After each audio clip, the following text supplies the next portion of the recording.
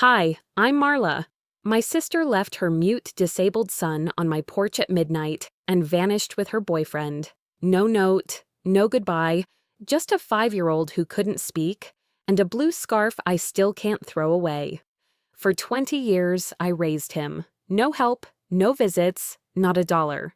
Then, when he built a $24.2 million app, she came back, dressed in white, with a lawyer, fake documents, and that same smile she used to lie her way out of rehab. She told the court, "He calls me Mom," but he didn't. He hadn't spoken in 18 years, until he turned to me and whispered, "Let her talk. It's okay, Auntie." And that's when everything changed. Before we dive in, tell me, where are you listening from and what time is it where you are? Drop a comment below. We read every one. The storm that night didn't just fall. It pressed against the windows like it was trying to get inside. The kind of rain that sounds heavier when you're alone. I remember sitting by the small living room window, my hands wrapped around a half-empty mug of tea, staring at the porch light blinking in and out. It was close to midnight, and the world outside felt like a different planet, wet, howling, and merciless. Then I heard it. Not a knock. More like a thud, soft but wrong enough to send a shiver through my spine. I hesitated. The wind pushed harder against the door, the sound of it whistling through the cracks. When I finally opened it, the porch light caught a flash of something small, shivering, wrapped in what looked like a blanket that had soaked through to the bone. It was a baby. At first, I couldn't move. My brain refused to connect the dots.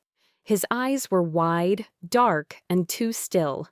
Then I saw the note, crumpled, barely legible in that rushed, angry handwriting I'd recognize anywhere. "Take care of him. I can't do this." For a second, the words didn't make sense. Then they did. Geneva, my sister, my beautiful, selfish, runaway sister. I knelt down, the rain hitting my back, soaking through my robe. His tiny fingers clutched the air before brushing against my wrist, cold and trembling. He wasn't crying. That scared me more than anything. Babies cry. That's how they survive. But this one, nothing. "Silas," I whispered. "She named you Silas."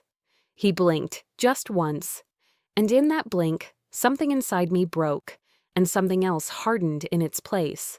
I pulled him into my arms and stepped inside, shutting out the wind. I remember fumbling for a towel, my hands shaking so badly I almost dropped him. I laid him on the couch, turned the heat up, and stared at the note again. No explanation, no apology, just a command. "Take care of him." I called her, straight to voicemail. I called again, nothing. I tried her boyfriend's number. He picked up on the second ring, said nothing, then hung up. That was when I knew she wasn't coming back. The rain went on for hours. I sat by the door, holding Silas close, watching the porch light flicker every few seconds until I couldn't tell if the light was dying or if my eyes were just tired. I told myself she'd come back once the rain stopped. I even rehearsed what I'd say. Angry at first, then maybe softer if she cried. But the rain ended and she didn't come back. Silas never made a sound that night. Not one whimper, not even a breath loud enough to prove he was real. That silence filled the house. It wrapped around me, lingered in the walls, and stayed there for the next 20 years. By morning, the world was gray and heavy with fog. I found an old wool scarf in the drawer, blue, with little threads of silver woven in. My mother's last gift before she passed.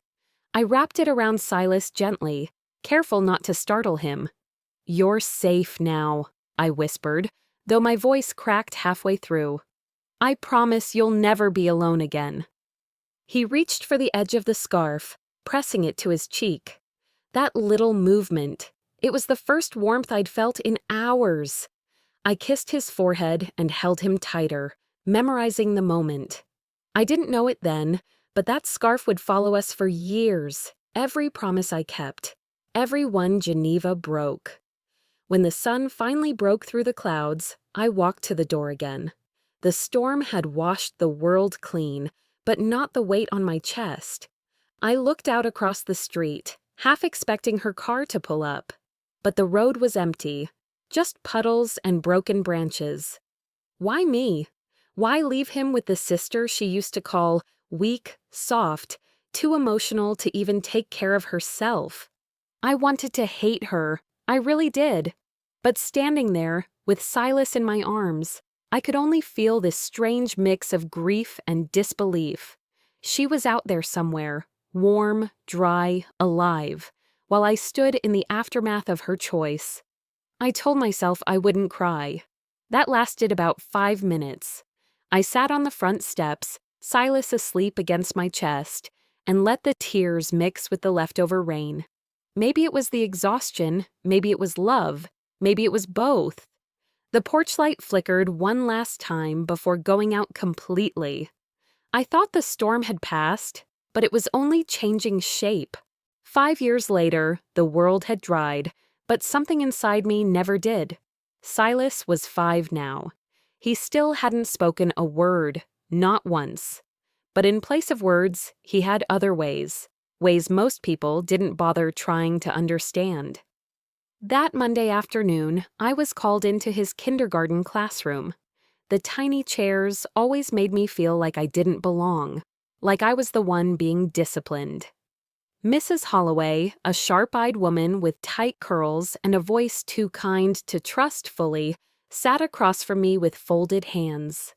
"Marla," she said softly, like she was about to offer condolences. "We've run every standard test. He's not delayed in the ways people assume. He doesn't need more speech therapy." She paused, glanced out the window where kids ran around with sticky hands and voices too loud for the hour. Then she looked back at me. "He needs to feel wanted." I swallowed hard. That word, wanted, landed like a slap. I had spent the past 5 years pouring every ounce of myself into raising him. I'd learned sign language, painted his bedroom with stars, cut his sandwiches into perfect triangles. And still, somehow, it wasn't enough. I didn't argue, I just nodded, gathered my purse, and walked out. I passed 2 other parents in the hallway. They stopped talking when they saw me. One of them, a woman with that smug PTA smile, tilted her head like she was curious. "That's not even her kid, right?" she whispered just loud enough. I kept walking. I'd gotten good at that. At church that weekend, it happened again. I hadn't missed a Sunday in years, not because I was especially devout, but because I needed the reminder that faith didn't always mean clarity. We sat in the back row. Silas liked it there. It gave him a view of everyone without being seen himself. A few rows ahead, a man leaned toward his wife. "That's Geneva's sister, right? Raising that mute boy?" He didn't say it to be cruel. He said it like people do when they think it's just gossip, harmless and casual, like facts, not wounds. Silas looked up at me. His gray eyes held no judgment, just that quiet understanding he always carried. I squeezed his hand, and he squeezed back once. That was his version of "I'm okay." I didn't shush the whispers anymore. I'd learned something in those years. Sometimes silence protects more than it hurts. After church, we stopped by the grocery store. I stood in the cereal aisle doing mental math. Did I have enough left in checking for both milk and gas? Silas tugged on my sleeve and handed me a box of the cheap off-brand flakes. I took it, nodded, and kissed his forehead. We made it work. My job at the diner paid just enough to keep the lights on and gas in the car most weeks, but barely. Some months it was ramen and eggs and hope. On one of those nights, I came home from the late shift to find Silas sitting on the living room floor with the broken radio in his lap. Next to him, our old alarm, clock, gutted, its wires rearranged like spaghetti. I dropped my purse and froze. "Silas," I started, unsure whether to scold or ask. He pressed the play button. Frank Sinatra filled the room. I stared at him, then at the Frankenstein machine in front of him, and I realized he didn't speak because he didn't need to. Not when he saw the world like that. He looked up, smiled softly, and kept fiddling. I sat beside him and didn't say a word. 1 week later, he got sick. Feverish, shaky. I wrapped him in that old blue scarf, Mom's scarf, the one I'd wrapped him in the first night. It still smelled faintly of cedar. He touched the scarf, then touched his heart, then touched mine. I knew what he was saying. I know what love feels like. I cried in the kitchen later that night. Not from sadness, but from the sharp ache of being seen. Then came Geneva. Not in person, not yet. She showed up on the news. Someone had tagged her in a local segment about a charity gala in Chicago. I didn't even recognize her at first. She had new teeth, new hair, new man. He looked like money and trouble. She looked light, unburdened. I stood in the kitchen watching the screen flicker, the audio low, the silence loud. Silas walked in, glanced at the TV, then looked at me. I quickly turned it off. "She's in Chicago now," I told him, like he needed to know. Smiling like none of this ever happened. He tilted his head. "She'll come back someday," I whispered, more to myself. "But not because she loves us, because she'll need something." Later that night, once Silas was asleep, I sat at the kitchen table and pulled out the notebook I'd been keeping for years. Every receipt from doctor visits, every photo, every birthday card I made by hand, drawings, notes, bits of fabric from his first Halloween costume. Proof. I titled the first page, "The Ledger of Love." Because when she returns, and I know she will, I'll have evidence of what love actually looks like. And she won't be able to rewrite history with charm or fake tears. Love has a strange way of keeping receipts, even when your heart wants to forget. I stared at the notebook on the kitchen table, pages fanned out like a history no one else would ever read. Most people keep photos or memory boxes. I kept paper trails. Every report card, every scribbled sticky note, every birthday card Silas made with construction paper and dried glue. It was 2016. He was 13 now. Still hadn't said much out loud, but I swear the boy spoke in circuits and code. He didn't just build things, he built understanding. In the garage, where most families store old bikes or paint cans, we kept what looked like a scrapyard.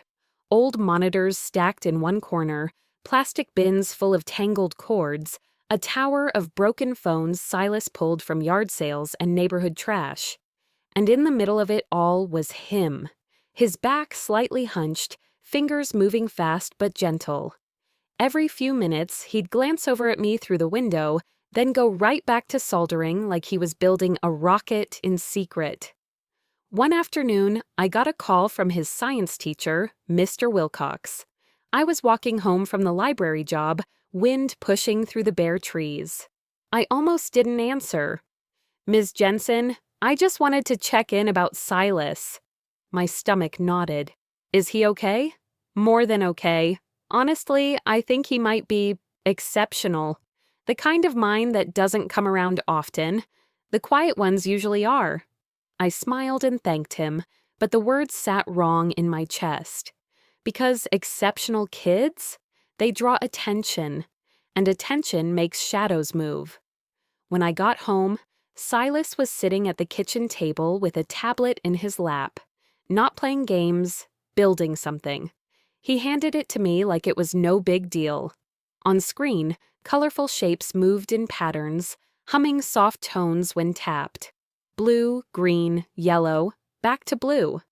I tapped the blue one. The hum was low, steady, comforting. He wrote in a notebook next to him, "Blue, Mars safe." I blinked. "What is this?"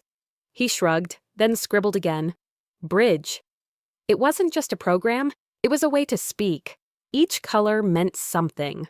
Blue was safe. Yellow meant, I need space. Green meant, I'm listening. Purple meant, I miss you. It hit me so suddenly I had to sit down. He'd taken the language we built together, gestures, looks, touches, and turned it into something any nonverbal kid could use. And the blue? It was the exact shade of that old scarf. He didn't need to call it an app. It wasn't about the tech. It was about survival, connection. He was giving others the voice he never had. Later that week, we went to a school fundraiser. One of those awkward gymnasium nights with folding chairs and lukewarm punch. I was standing by the bake sale table, watching Silas fix a jammed soda machine with a bent paper clip, when a woman I'd never met leaned over and asked, "Where's his mom?" Before I could speak, a different parent chimed in, whispering just loud enough to make sure I'd hear, "I heard she ran off years ago. Shame." I turned, met her eyes, and said calmly, "She didn't run off. She just lost her way." Then I walked away before I said something I'd regret. At home that night, I tried to act like I wasn't bothered. I made dinner, turned on music, talked about library returns like it all mattered. But later, when I thought he was asleep, I sat at the table and let the tears come. Quiet, hot, familiar. The next morning, I found a sticky note on the fridge. "Don't cry, Auntie. We're okay." It was the first full sentence he'd ever written to me. I held the note for a long time before pressing it into the ledger, right between his first crayon self-portrait and the receipt for the nightlight he insisted on giving to the neighbor's baby. A week passed. Things went back to their version of normal. Library shifts, homework help, leftover spaghetti. Until the envelope came, no return address. Just my name, written in that quick, slanted handwriting I hadn't seen since 2003. Inside, $500 in crisp bills and a note. "For the boy, I'm sorry." That was it. No signature, but I didn't need one. I'd recognize Geneva's handwriting anywhere. I stood there staring at it. Then I walked to the sink, grabbed a lighter from the drawer, and burned the envelope over a baking sheet. Geneva's money would never touch this house. It would never touch him. She thought guilt could be folded and mailed in silence. But this house, our life, wasn't built on guilt. It was built on every late night, every patched pair of jeans, every "yes" I said when I wanted to scream no. That night, I couldn't sleep. I kept picturing her, somewhere in Chicago, probably sitting in a bar that served overpriced wine, telling half-truths to a man who didn't know any better. And yet, part of me still wanted her to call, just once, to say, "You did good, Marla." That part of me scared me the most. Around 2 a.m., Silas knocked on my door. Not loud, just 2 soft taps. He walked in holding something small in his hands. A tiny light box he'd built from a nightlight, a recycled LED, and what looked like the metal prong from a broken USB. He set it on my nightstand and handed me a note. "It stays on when someone you love is far away." The light glowed blue. I didn't say anything. I just reached over and pulled him into the bed beside me. We lay there, not talking, just breathing. I watched the light flicker against the ceiling, and for the first time in weeks, I believed maybe, just maybe, we'd be okay. The light never went out, but the peace around it did. That blue glow had been my quiet companion for years, like a heartbeat pulsing against the window pane. But now, it felt less like comfort and more like a warning. Something was coming. It was early spring when the news came in. Silas had won the state innovation grant. I found out not from him, but from a call from his teacher, Mrs. Kim, who was more excited than he'd ever let on. "Marla, you should be proud. The Echo Bridge prototype was chosen from over 200 applicants. Your boy's on the list." I thanked her, heart swelling, but when I looked over at Silas, seated on the porch swing with his tablet in hand, he didn't react. Just glanced my way, fingers tapping softly on the screen. I stepped outside, feeling the sun brush my face and the years of quiet struggle begin to lift, just slightly. "You've built something beautiful, Silas," I whispered. He didn't meet my eyes, just turned the tablet toward me. On the screen, "You built me." It hit like a wave. I sat down slowly beside him, blinking back something I couldn't name. Not tears, exactly. More like release. "How do you respond to something like that?" I didn't. I just placed my hand over his and let the silence speak for us. A few days later, a local journalist came to the house. Young, eager, wearing a suit that didn't quite fit, and holding a recorder like it was some kind of wand. "I'd love to talk to you both about Echo Bridge," he said. "You don't see many teenage inventors tackling real-world accessibility like this. It's powerful stuff." Silas nodded once, barely. I stood nearby while the journalist peppered him with questions. Most of them, Silas answered by typing, short, precise messages that he'd let the man read off his screen. At one point, the journalist looked up from his notes. "Your mother must be so proud. Is she here today?" Silas didn't flinch. He typed slowly. "My mom taught me that silence isn't weakness." The journalist seemed to take it as poetic. I didn't correct him. The truth was too heavy for polite company. The article came out a week later. I unfolded the newspaper at the kitchen table while Silas ate cereal across from me. My eyes scanned the headline, then froze on the byline. Silas Moore, 17, credits his mother Geneva Moore for instilling the value of quiet strength and resilience. Geneva. I must have made a sound, choked maybe, because Silas looked up.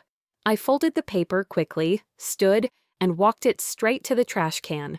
But I was too late. He picked up his phone and typed just one word. "Why?" I had no answer. None that wouldn't break him more.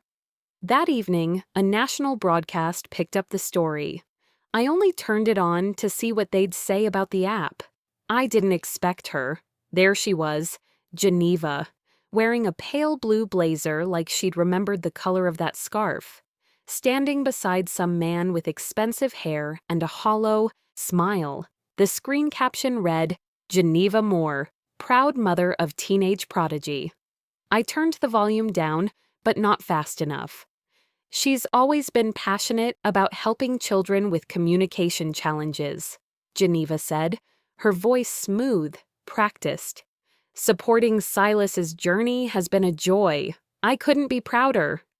I turned off the TV. Silas was already standing at the doorway. I couldn't meet his eyes. He held his phone again. "Why?" I sat down on the edge of the couch, suddenly exhausted. My mouth opened, but nothing came out. I'd spent years trying to shield him from the truth. Now the lie was on national television. That night, I sat outside with a glass of water that I never touched. The porch was quiet, except for the hum of insects and the gentle pulse of that blue light in the window. He joined me after a while, wordless, as usual. Then he handed me his phone again. "You said she'd come back when she needed something. You were right, but this time she'll learn what silence can do." I looked at him, really looked. 17 now, taller than me, stronger, smarter, and not a trace of childhood left in his face. Just something calm, controlled, and dangerous. That frightened me, because I knew what silence could do. I'd lived in it for 2 decades. But I hadn't raised Silas to weaponize it. I'd raised him to survive it. The next morning, my cell rang, a number I didn't recognize. I hesitated. Silas was at the kitchen table, sketching something with wires and magnets scattered around him. I answered. "Ms. Jensen," a man's voice said, clipped and rehearsed. "This is Attorney Brandt. I represent Ms. Geneva Moore. She'd like to arrange a discussion regarding family matters." My stomach twisted. I gripped the counter with my free hand. "She said it's time to reconnect," the man added. I didn't answer. I just looked across the room at Silas, who didn't even look up from his work. The light on the window still glowed blue. By the next morning, I knew that blue would soon turn to gray. The man from the phone call, Attorney Brandt, arrived promptly at 10. He wore an expensive watch and a smile that didn't belong in my kitchen. I offered him nothing to drink, but he poured himself coffee anyway, from the pot that wasn't his. He sat across from me like we were old friends about to discuss a misunderstanding. "Ms. Jensen," he began, his tone smooth, professional, a little too casual. "Geneva Moore wishes to re-establish her maternal rights. She's provided documentation. It's all here." He slid the folder across the table as if he were offering me a menu. I didn't touch it. He waited. I stared at the folder until the edges blurred. Then slowly I opened it. Certified papers, legal signatures, even a corrected birth certificate, all forged, every one of them. I laughed, short, dry, and cracked halfway through. "Tell Geneva," I said quietly. "You can't correct history with a pen." He tilted his head. "She's not trying to rewrite history, Ms. Jensen. She's trying to reclaim her family." I leaned forward. "She abandoned that family on my porch in the middle of a storm. Don't use the word reclaim like it's a prayer." His smile faltered for just a second. Then he gathered his briefcase, stood, and said, "You'll be hearing from us." I didn't stand to walk him out. That night, I couldn't sleep. Every time I closed my eyes, I saw that folder. I saw the papers, the signatures that mimicked my sister's guiltless loops, the official stamp pressed into lies. I got up, opened the old trunk under my bed, and found the letter I'd written 15 years ago, the one I'd never mailed.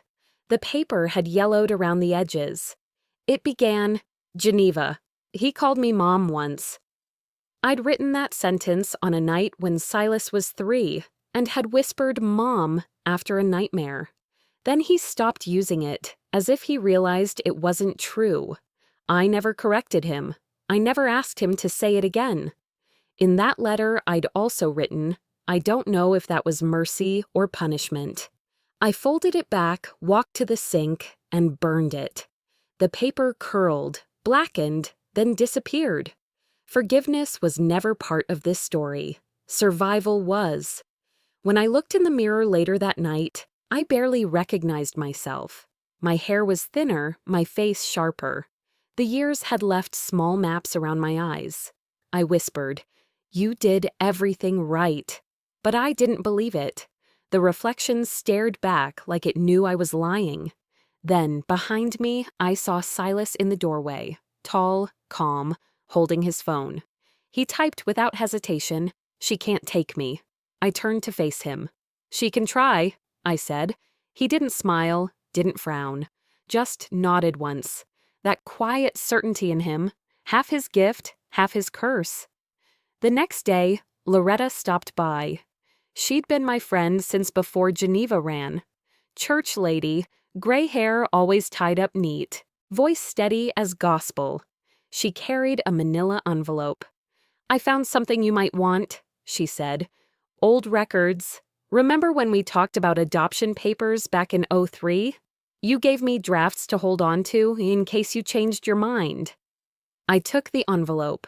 Inside, half-completed adoption forms, my handwriting faded, the signatures never filed. "You could have made it legal, Marla," she said softly. I thought I didn't need to.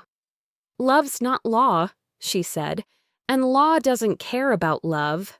After she left, I sat at the kitchen table staring at those unfinished papers. The what-ifs burned louder than the clock ticking. I'd believed love was enough. Now, it felt like the weakest shield in the world. Silas stopped going to school that week. I didn't push him.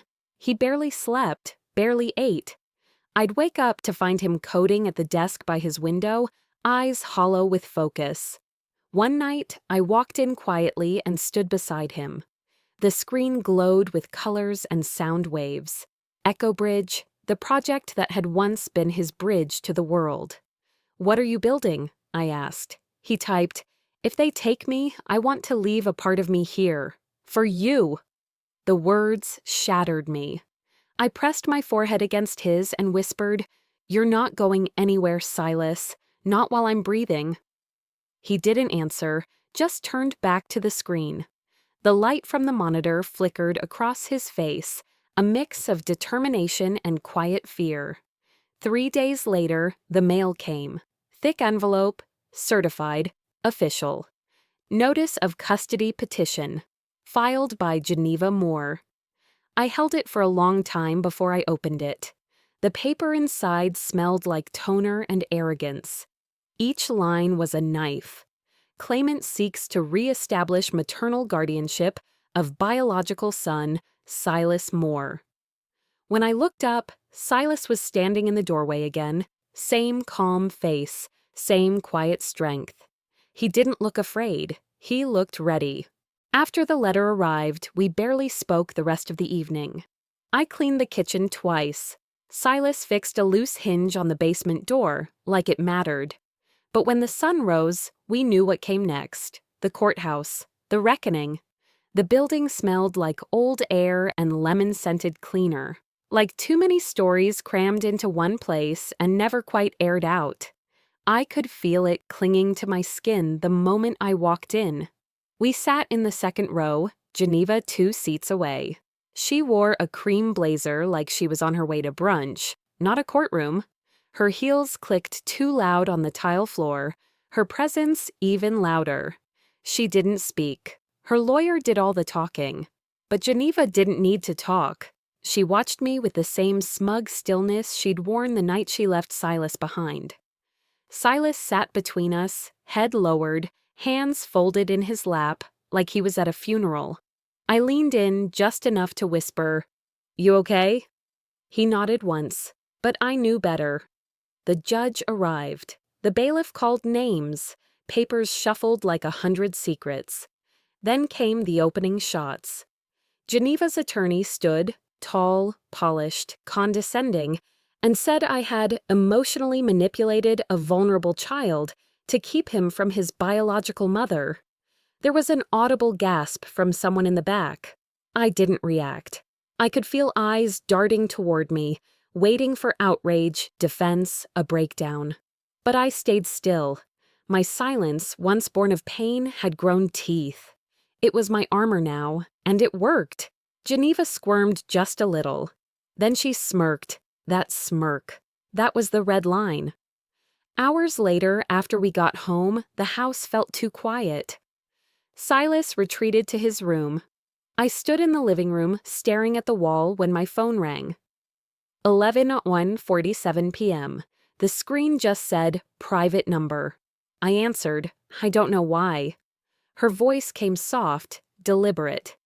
"You should have known better, Marla. He's mine, always was. You think you can outlast me?" I didn't speak. I just hung up. Seconds later, a text arrived. "Tomorrow everyone will know who you really are." I stared at the words until they blurred.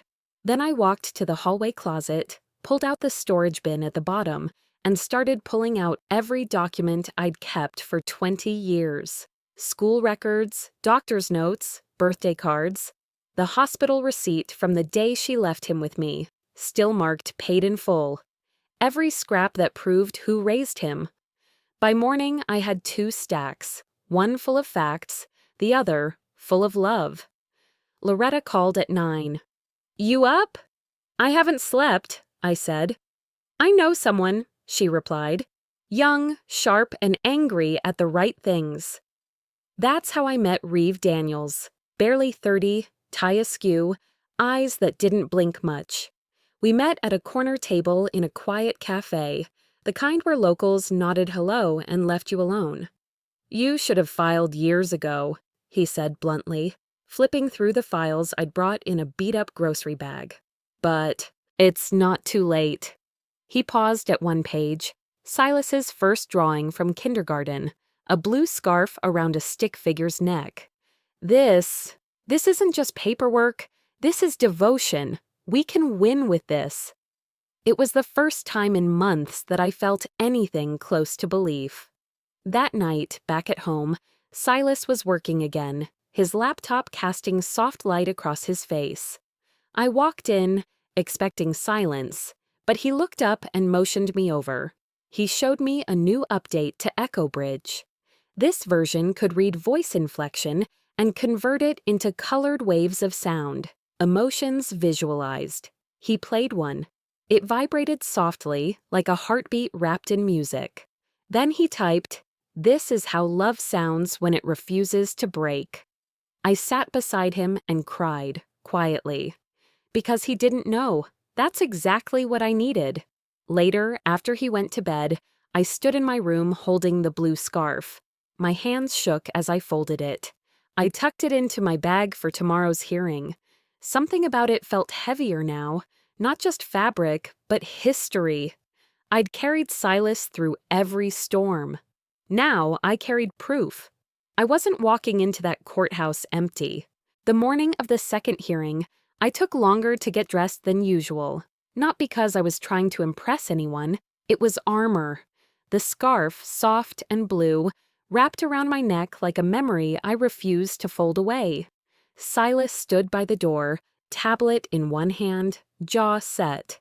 He didn't speak, but he didn't have to. We moved as one that day, quiet and ready. At the courthouse, the air felt sharper. Geneva had arrived before us, this time with a photographer trailing behind her.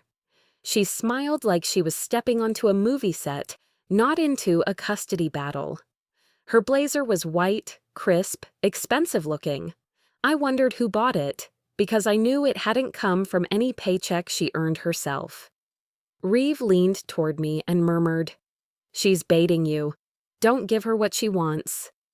I didn't respond. I kept my eyes on the judge's bench, as if by sheer will I could make the day end before it started.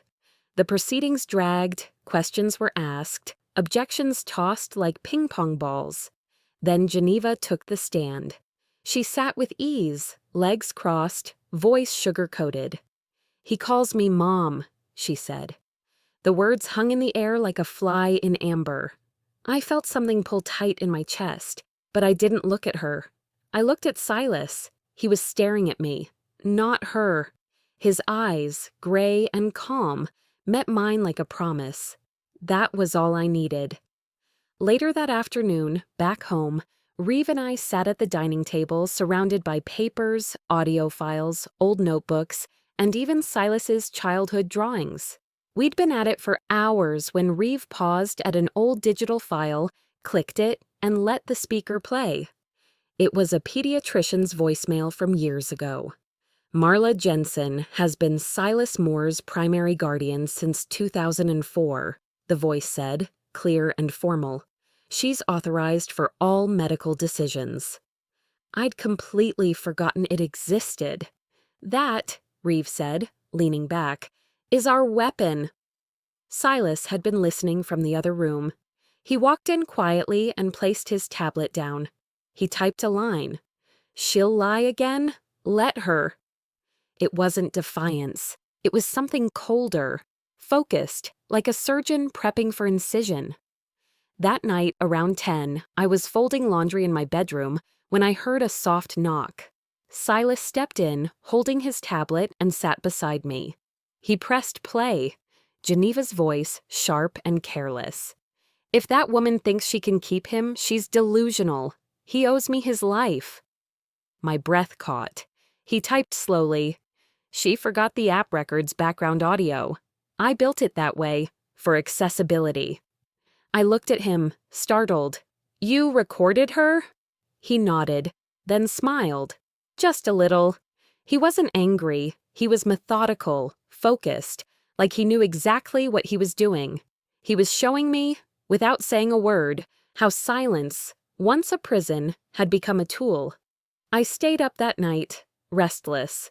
Sleep came in fits. I kept tossing a question around in my head like a loose coin. Was Geneva evil, or just lost? Part of me wanted to give her the benefit of doubt. Another part wanted her name erased from every document, every record, every memory. But the truth was plain. She chose herself. Over and over again. And now, after all this time, she hadn't come for love. She came for what Silas had become. There's no negotiating with someone who only shows up when there's something to gain. The next morning, I took my coffee out to the porch. Dawn was crawling over the horizon, soft and tired. Reeve joined me, hair still damp from a rushed shower. "She's not afraid of losing," he said, sitting down. "She's afraid of being irrelevant." I let that sink in for a moment, then nodded. "That's her punishment," I said, "realizing the world moved on without her." We sat in silence for a while after that. It wasn't awkward, it was peace, even if it was temporary. That evening, Silas approached me again, this time holding the tablet out with both hands. "It's ready," he typed. I looked at him, puzzled. "What is?" He typed just one word. Truth. Whatever it was, I trusted him. The morning came gray and still. I didn't sleep much the night before, just sat on the edge of the bed, scarf in hand, watching the blue glow from Silas's porch light flicker now and then like it was breathing. I ran my thumb along the threads, remembering the day I first found it in Geneva's drawer. Funny how something meant to keep her warm ended up doing that for us. We got dressed without words. Silas wore his usual gray sweater, but he slipped the Echo Bridge pin onto the collar. His quiet kind of armor. I packed everything: birth certificates, bills, photos, old cards Silas made with shaky letters when he was 8. And his tablet, fully charged. The courthouse was colder than ever. Not the temperature, just the way the light hit the walls, all sterile and hollow. Cameras lined the sidewalk again, but this time we didn't pause. We moved through them like mist. Inside, Geneva already sat in her seat, 2 rows ahead. Her blazer was a different shade of cream today. Her hair pulled tight, makeup just right, like she'd rehearsed grief. Her lawyer leaned in and whispered something that made her smile, one of those tight, triumphant ones that never reaches the eyes. Silas sat beside me, tablet in his lap, legs still. His gaze was fixed ahead, unreadable. When the judge entered, we stood. Geneva straightened like applause might follow. They called her to the stand first. "I was young," she said, voice trembling, hands folded delicately. "I was scared. I made mistakes, but I've grown. I want to make it right." I watched the jury's heads nod slightly. Some leaned in. Her voice cracked, perfectly timed. Geneva always did know how to fill silence with performance. And then Reeve stood, calm as ever. "Your Honor," he said, "we respectfully request to submit an audio file. It was recorded using an accessibility feature on Mr. Silas Moore's communication device. He'd like the court to hear it." The judge nodded. A beat of static, then Geneva's voice filled the room. Not the polished, tearful version from the stand, but something rawer, sharper. "If that woman thinks she can keep him, she's delusional. He owes me his life." The room froze. You could hear the courtroom breathe. Even the ceiling lights seemed to buzz louder, trying to fill the void that followed. Geneva's face went pale. She turned to Silas. He didn't flinch, didn't blink. He just lifted his tablet, tapped the screen, and projected a message on the large monitor. "You left me. She raised me. That's the truth." Gasps swept through the benches like wind through dry leaves. The judge glanced at Geneva. Her mouth opened and closed, words failing to take form. "That's out of context," she finally snapped. "He's manipulating this." The judge raised a hand. "Ms. Moore, please let him finish." Silas stood, slowly. His legs shook just slightly. He walked to the microphone like it weighed something terrible. Then he leaned forward. His voice, rough, rusty from years of disuse, pushed through the air like glass cracking. "Let her talk. It's okay, Auntie." I couldn't move. My throat tightened. I think I forgot how to breathe. He turned to Geneva, voice steadier now. "You left me in silence. Now silence is all I have left for you." No one spoke for nearly 30 seconds. Just that, stillness, and the sound of truth ringing louder than any argument ever could. The judge's ruling came that same afternoon, brief, direct. Petition denied. All custody claims dismissed. Submitted documents by Ms. Moore are referred for criminal review. Geneva didn't look back as she left. The hallway cameras were still there, but this time, no one followed her. No questions, no flashes. They turned to Silas instead. He gave them a quiet nod, a small smile, that was all. We rode home in silence. A different kind of silence, no longer weighted, no longer haunted. That evening, Silas walked into the kitchen and placed the blue scarf on the table between us. "It's yours now," he whispered. I reached over and took his hand. "It was always ours."